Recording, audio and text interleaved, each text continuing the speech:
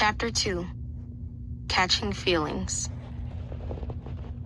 A few months into being 12, I was playing in an AAU basketball game when my first period caught me by surprise. Initially, I was embarrassed, thinking I hadn't wiped well.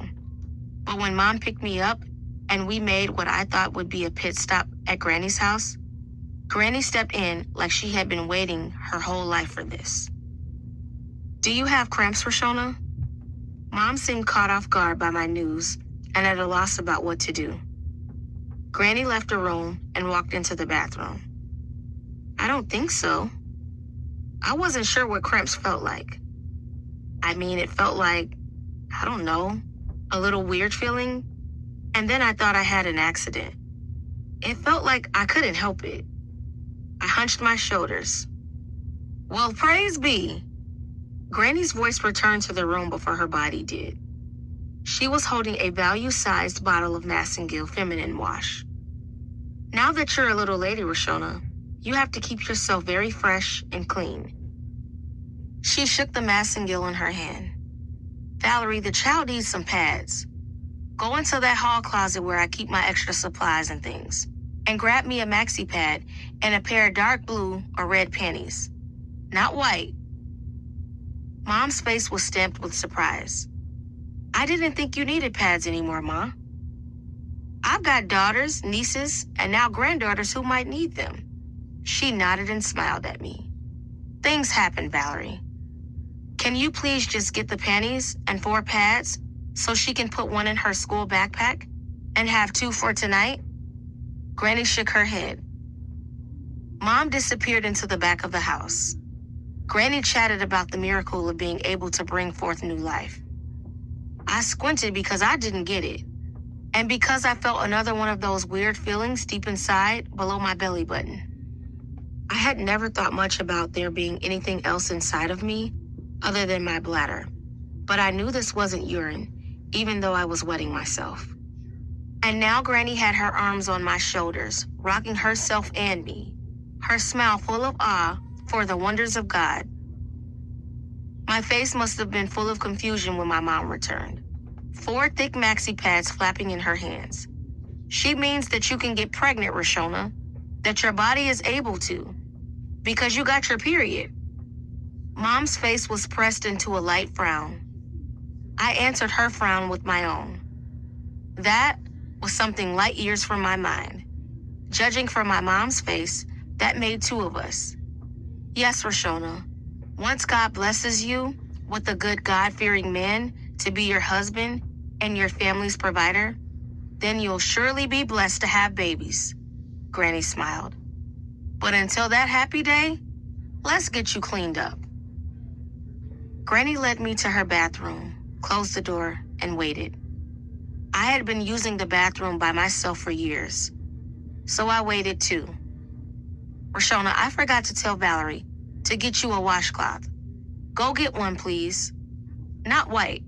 And bring the wool light too. You'll need to sponge out those soiled panties."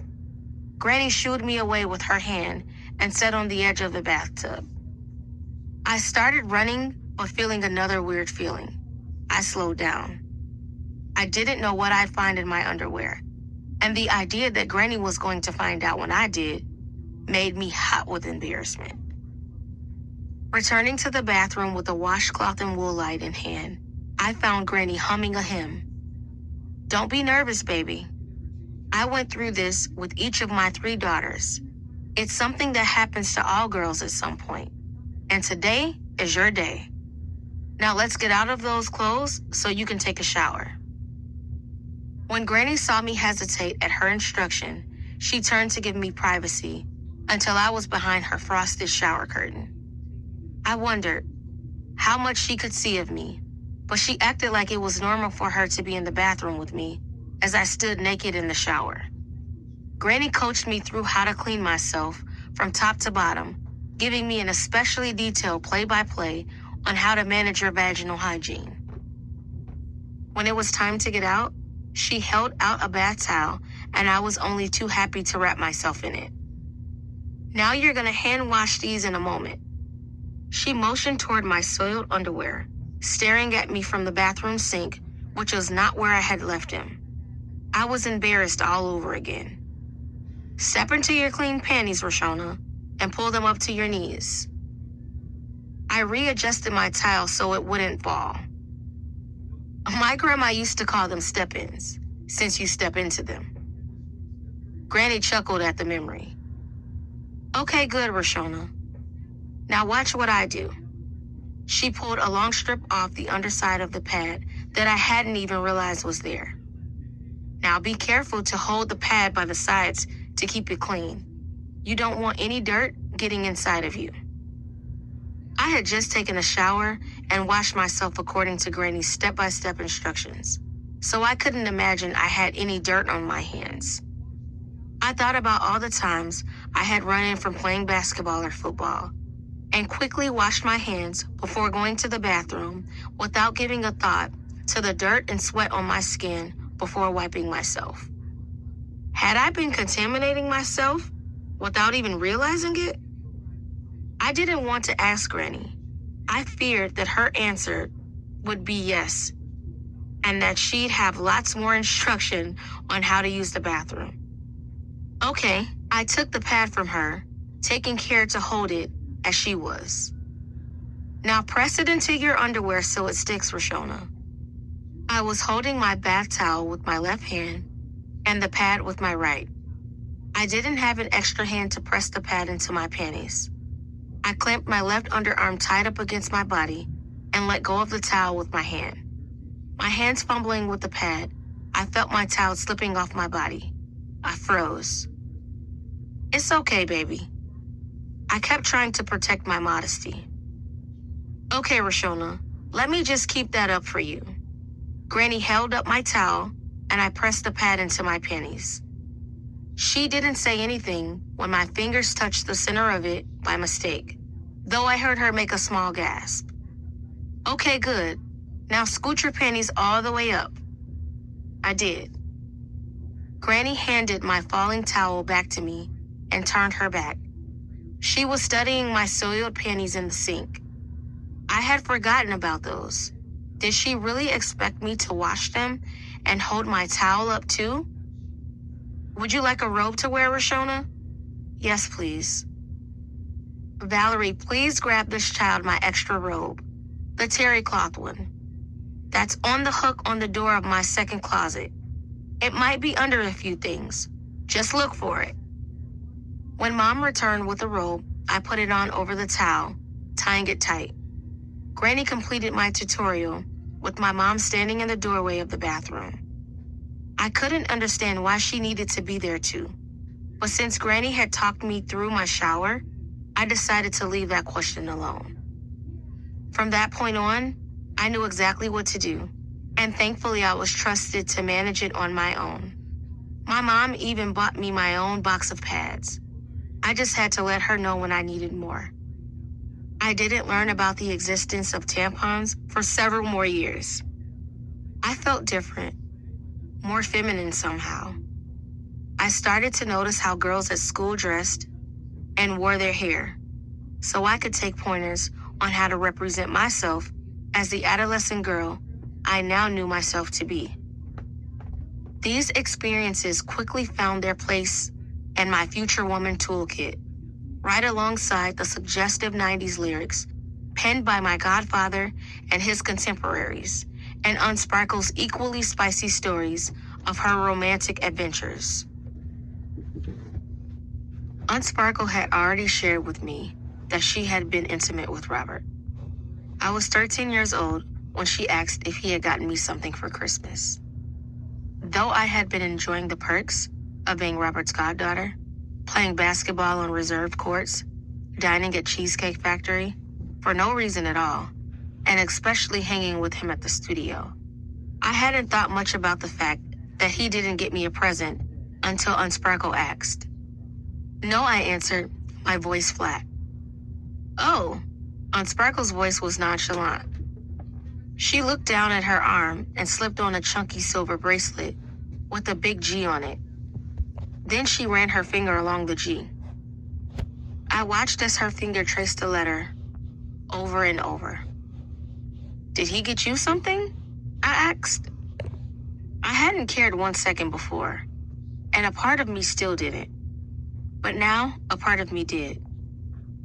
Yes, Joan, Unsparkle eyes shined. He got me this. Her mouth pulled into a demure smile. She stuck her arm out so I could get a good look at the bracelet she had been playing with. It's Gucci. She answered the question I didn't ask. Oh, wow. I stared. It's pretty, isn't it? And Sparkled admired it again. I couldn't think of anything else to say. The silence between us felt strange. I felt strange. Why did she ask me that? And why do I feel bad all of a sudden? I couldn't figure out why she chose that way to tell me what he had gotten her, or why I felt weird. I didn't realize it was the stirrings of jealousy. I can't remember which crush came first, Romeo or Jonathan. But since I didn't really know how to act around them, I just made sure I played basketball, football, or whatever boys were playing so I could be around them in my free time. And once one of them and I established that we liked each other, we'd walk home from school together, sometimes stopping by to get a daily double at the local McDonald's before giving each other a goodbye hug. Whereas I never seemed to know what to discuss with Jonathan and had resorted to play fighting with Romeo when we were crushing on each other. I never had a problem engaging in long and thoughtful conversations with Robert. Despite the temporary weirdness with Unsparkle, I had fun with Robert. He was interested in what I was interested in, and didn't mind talking basketball or music for as long as I wanted to. With him on his cell and me on my home phone, I had my own phone line that rang only in my room. We recounted the highlights of our days. He always had an endless string of questions about my family and friends, and he seemed to genuinely value my opinions. When I was around Robert, I started feeling little tingles, almost like butterflies. When he would grab my head and kiss me on the forehead, or when the two of us was watching a movie together at the studio. It felt exhilarating. As I peppered him with questions about his life during our phone conversations, questions that he seemed all too willing to answer, I realized that I was nursing a crush that felt altogether new. Better than my awkward kitty crushes, this was also more meaningful than a celebrity crush because I was getting to know the person behind the R. Kelly persona. I began to look forward to our rambling phone conversations. Then, when I was at the studio one day, Robert hugged me a little too long and a little too tight. And my newly teenage body felt something had changed between us. From that point forward, our phone conversations took on another dimension. I remember early on, I was lounging on my twin bed in the late afternoon. I had already finished my homework and was listening to music on my black stereo set in the corner of my room. I pulled off my jeans so I could hang out in my bed until my mom called me for dinner. I grabbed my red cordless phone and it lit up as I dialed Robert's cell phone number. As we chit-chatted, my feet pushed under the jumble of covers on my bed and my knees tucked under my chin. I imagined that my wall posters of Foxy Brown, 702, and especially Usher were all eavesdropping on my conversation with Robert. What do you have on right now? Robert's voice sounded different. I stopped looking at Usher and glanced down at myself. Drawers and a t-shirt. My reply was quick and unrehearsed. He corrected me. Don't say it like that. That's not attractive. Say panties and a t-shirt. Panties? And a t-shirt? I repeated. Better. Robert's voice was thick. He cleared his throat. I like that. With my phone cradled against my ear, Robert's loud, irregular breathing penetrated my brain. I thought to ask him if he was okay, but stopped myself. Thankful that I was the only one with my phone line, and my parents were equally busy on their home phone line, I realized that my question was dumb. I looked down at my drawers, panties now, marveling at the transformation. The idea that I could say a word that Robert found attractive or unattractive amazed me. My first lesson about what Robert liked felt as if I had cracked open the lid to Pandora's box. I had little idea what could open it wider, but the cocktail of hormones that swirled around inside of me made me wonder. Though I suspected that Unsparkle might know, something about this felt private, like I was being drawn into a secret. Keeping secrets for Robert was another one of his lessons. I wasn't 14 yet when I found myself wading into the murky waters of amorous entanglements and competing secrets. The phone conversations between Robert and me still began with the regular chatter about how we spent our days, but it wouldn't take too long before he steered us further away from the familiar and into the uncharted territory. Be ready to talk that shit for daddy. Robert's words were a command and an invitation. Okay. You know your words make me feel stuff, Sho. Can you guess where my hand is? Are you touching your chest? Keep going. Your belly button? Closer. Are you touching yourself? Tell me what I'm touching. He took me on a tour of himself, what he was wearing, and how he was touching himself. His voice husky with anticipation. He navigated me through the same. How do your nipples feel? Are they hard? They are regular. No, I guess. Then squeeze them. Roll them between your fingers. At his direction, I began to explore my budding body. I bet they're hard now. Yes. Robert had already told me that our special conversations were just between us. I felt conflicted about the secrecy of our exchanges, but blown away that he knew things about my body that I didn't. I didn't want anything bad to happen to him or me if anyone found out about them, so I quickly switched into protective mode and stayed quiet. This was how Robert introduced me to the world of phone sex. His commanding voice instructed me on how to awaken my own sexual response, which was unexpected for me, but he seemed to know it was there. With a grown man's confidence, he reassured me that what we were doing was natural and that my body wanted it as much as his. Even as our secrets multiplied, the emotions that twisted around my heart and burned within me made me desperate to believe him. After all, how could my body do all of this? I just turned 14. I kept my deepening but muddled feelings to myself, my mind barely comprehending the messiness of the whole situation. While I was beginning to crave more alone time with Robert, I was also growing in my love and admiration for his wife Andrea as my godmother. An accomplished dancer in her own right, Andrea was beautiful and elegant and never hesitated to indulge our shared love of shopping and eating out. We'd make a day out of it at Water Tower Place on Chicago's Magnificent Mile, me getting my Tommy Hilfiger fix and her buying a new leotard or specialty dance item before we stopped for a decadent drink at Starbucks, a place she put me onto. Then we'd bond over a chick flick at the movie theater or come back to their home and watch a rom-com in their TV room, complete with sparkling apple cider and Andrea's special spaghetti as a kickoff to an impromptu sleepover. Andrea also shared her beauty regimen, explaining that what she ate was even more important than the cosmetics she sometimes wore. I learned that she chose not to eat red meat to promote optimal health. Her glowing skin was a ringing endorsement, and at 14, I stopped eating it too. These were genuine moments for us. I looked up to her as a woman who was following her professional passions while also being a good mother. But a part of me felt like an understudy of who she was.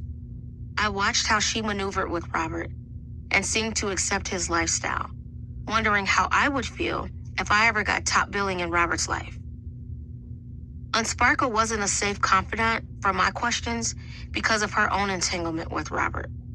My pangs of jealousy were real. When she dropped sexual tidbits, her loaded statements seemed to draw dotted lines of comparison between his treatment of her as his musical protege and of me as his goddaughter.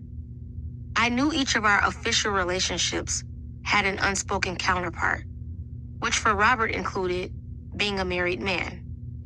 But it was hard for me to grasp how many lines had been crossed, since those lines seemed not to exist for Robert. That made me willing to let them blur too. Of course, he had forbidden me from telling Unsparkle or anyone about me talking shit for Daddy, because our secret was something others wouldn't understand. With the gnawing feeling that Unsparkle was my competition for Robert's heart, I took his word for it. Chone, can you keep a secret? Unsparkle shared lots of things, but she didn't often say that what she shared with me was a secret. So I perked up. For sure. I was at her apartment watching her try on her clothes. She'd try on an outfit and then say too many people had seen her wear it before, or it wasn't in style anymore, and she needed to buy some new things. But it all looked great to me. Everything was silky, shiny, skin tight, or short. And on her slim but shapely frame, everything made her look like a star. I said as much. Thanks, Chone. She blew a kiss through the air that landed on my nose. But let me tell you my secret. She sat beside me on her bed so we could be at eye level. I have a boyfriend. Oh, wow. She sounded excited, so I felt excited for her. I'll tell you who, but you have to promise to keep it a secret. Okay, who? Of course I wouldn't tell. Who would I tell anyway? Okay. Unsparkle's face lit up before she said his name. He's a producer and songwriter. His name is Steve Huff. I smiled. I felt happy for her. I had no idea who Steve Huff was, but it was clear that Unsparkle did, and that she was glad to have him as her boyfriend. Do you love him or like him? That felt like a good, girlfriendy kind of question to ask. Unsparkle laughed. What do you know about loving and liking men? She shook her head and laughed again. I think I could love him, Chone. Maybe even soon. I don't know. Unsparkle looked dreamy for a moment. But I'm serious about keeping this a top-notch secret, especially from Robert. Okay. I'm serious, Chone. Steve and Robert practically hate each other. If Robert finds out, he'll tank me. I must have looked puzzled. He'll ruin my career, Chone. Do you understand? I mean, my personal business is not his business. We're just in business together. That's all. But he can mess things up for me. That's why I don't need him up in my shit. You understand? Okay. She opened her eyes wide at me. Yes, I understand. I had no desire to share her news, and there was no one to share it with anyway. So it was my full intention to do what my Unsparkle asked of me. At some point, Unsparkle started questioning me about my conversations with Robert. She wasn't asking me about what I discussed with him, only whether he said anything about her. Did he ask about her romantic relationships? My answer was always no, until he did. I was 14 and a half, and Unsparkle's debut album on Robert's new label had just dropped. One day when I was at the studio, Robert came into the room with me. The studio was a maze of dark, windowless rooms, some with control panels and recording booths. Others were black boxes full of sofas, blow-up mattresses, massage tables, and dozens of framed platinum records. Robert closed the door and stood in front of it. I craned my neck to look at him, from my seat on the couch. I need to ask you a question, and I need you to be honest with me. His voice was measured, but no nonsense. Okay, I answered, but inside, I turned to jelly. I felt like I knew what he was going to ask, and I hoped he wouldn't because Unsparkle told me not to tell him. But I didn't feel I could lie to him either. He was my godfather and the person I most wanted to please. I also knew he had authority over me. Robert stepped closer, his hand still on the doorknob. I pressed my body into the couch, hoping I'd disappear. Does Sparkle have a boyfriend? Yes. He drilled holes into my brain with his stare. I was sure he could see everything I was thinking. Well, do you know who it is? Yes. I knew it was too little of an answer. What's his name? He growled. His voice as hard as his eyes. Steve Huff, I whispered. I fucking knew it. I fucking knew it. Robert's voice felt like hot venom spewing down on me. I was sitting there squirming, knowing that Robert was as angry as Unsparkle said he would be, and that she would be mad at me too. I didn't know what to do. I don't know what Robert and Unsparkle discussed after that, but it became painfully clear to me that my revelation had in fact jeopardized her music career like she said it would. They started arguing at the studio, and their business relationship was completely toxic after that. All this happened when she was filming videos for her first songs to be released as singles. Yes, her album went platinum, but her time with Robert was basically over. I don't know how long it took for it to officially end or what the terms were for them to part ways, but it definitely ended. Guilt made my ears perk up to the gossipy tidbits I overheard at the studio and my mom's side of several phone conversations I ear hustled at home. So I knew Unsparkle blamed me for what happened. Of course, I was still Robert's goddaughter, and Dad was a session musician for him, so I was still around. But now Unsparkle wasn't. And just like that, my unsupervised time with Robert doubled. Now our secret conversations could happen in person. At the risk of getting ahead of myself, I want to share 3 quick thoughts. 1, I hope you don't stop the audiobook and rush to spill the tea on social media about how I have an effed up family. This shit's complicated, and lots of folks have messy families, maybe including yours.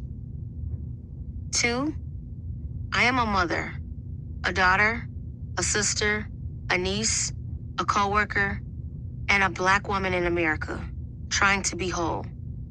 I am choosing to be transparent, not to be someone's punchline or punching bag, but to try to heal.